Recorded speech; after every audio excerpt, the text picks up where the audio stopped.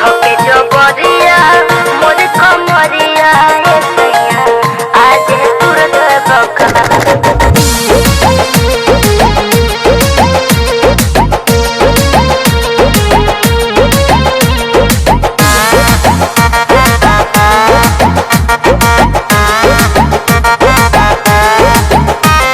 उखिया के कजरा कनुआ के बाली होठवा के मीठ मुस्कान पागल बा कोइले पतरी कमरिया बाजा में आ जाए जान। धोके जबरिया मोर कमरिया ये सैया आज तुर बका। हाथ जोड़ी बहिया छोड़ी ये पिया चूड़िया पर दे बका।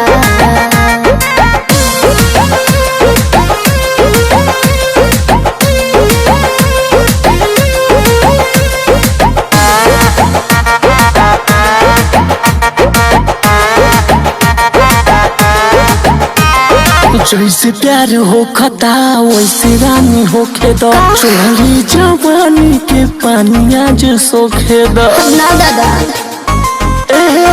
कोरी हो।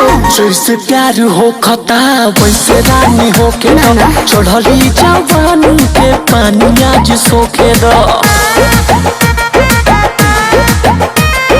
पहले कुल्ही करम हो धर तनी दम हो भोरे तो खाई डाड़ मनी हमारा हम हो अरे आगोड भोर कोतबा भीतरी मन तोड़ पोतबा।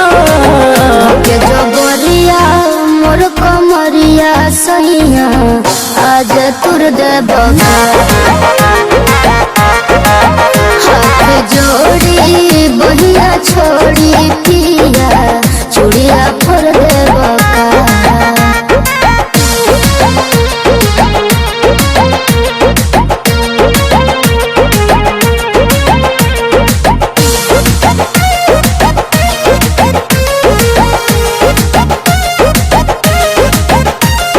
काजन चोनालू हो अब काला चालू नीक तोहरो लागता यही से मुस्कालू।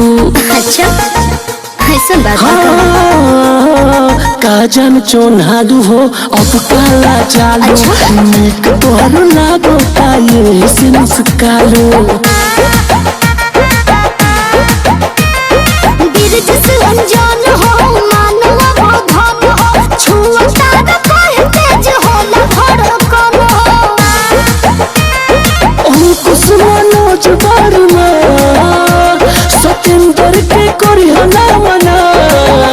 के जबरिया मोर कमरिया ये सैया आज तुर दे बका। हाथ जोड़ी बहिया छोड़ी पिया चूड़िया पर दे बका।